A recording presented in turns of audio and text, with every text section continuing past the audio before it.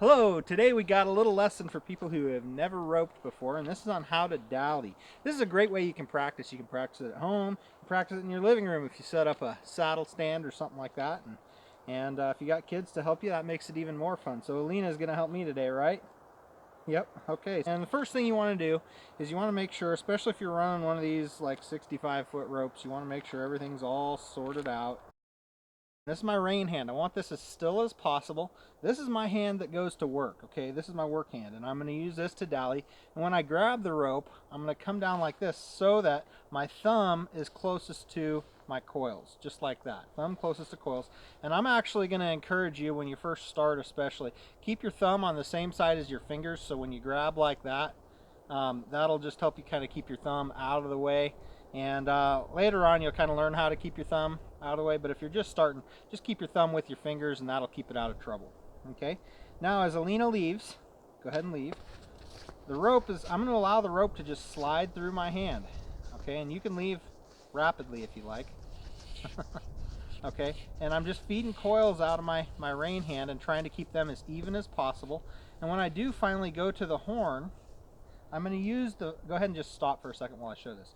Okay, so I'm going to use the friction of the horn, and when I wrap, when I dally, I'm going to go reach across to my offside, go around, and do it around, and I can do as many wraps as I need. The more wraps that I put on there, the more friction that builds up. And again, let me show that process again. Just go ahead and stand here, Lena. I'm going to go around, around, around, just like that. And you want to get in the habit of, and I have a bad habit of this, of looking down at my horn like it's going to be someplace else. But it's always going to be in the same place, so you can learn where it is. And then I like to put a little bit of extra rope from my coils. I like to feed that into my hand right down here and hold it down here against my leg. And that way, go ahead and pull on that, Alina. Let's say you rope something that's bigger than your horse wants to hold, or your saddle starts popping up, or something like that. I can always slide that little bit of rope and work it just like a clutch, just by kind of manipulating the friction.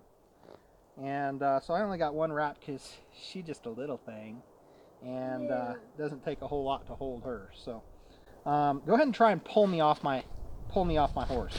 Go ahead, as hard as you can. I'm heavy enough that you can't pull me over, but if she were able to pull me over, I could just slip. And if your horse ever gets uncomfortable, you know, in the for example, if they feel like they're getting pulled off their feet, it's a good idea to slip a little rope, you know, and that'll help your horse build confidence. Slip rope as you turn your horse. Say we're heading to the fire. Alina, go ahead and walk that way, and I want you to pull. Say we turn and we're heading to the fire.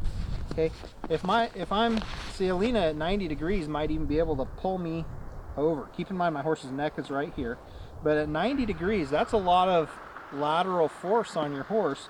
And so anytime the cow is right here, I may want to just slip a little bit to help my horse get through the turn if we're heading off in that direction.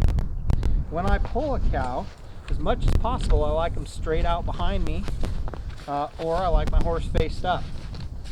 Doesn't mean you always have a perfect world, but that's just a way that you can help give your horse a little bit of confidence.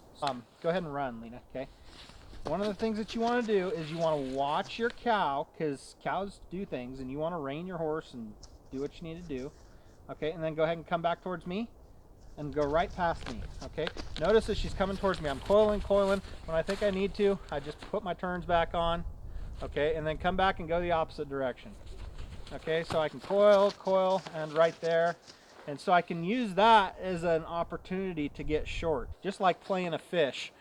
You know, you set your drag on your reel, and as that fish runs out and gets tired, then he slacks for a bit. And when he slacks, you reel in, and then he runs again against your drag, and then you reel in, and you just work that fish in closer to you. Well, same thing goes with a cow, and keep in mind, you can move your horse. A lot of people forget that when they first start. They're worried all about their horn and all this stuff going on. Ride your horse, don't forget. You know, you can use that as an option if you need to get short. You can catch up to that cow. It does wonders. Okay, that's all for now. Hope you enjoyed, and I hope it's useful information to you. You can go ahead and press the red button again.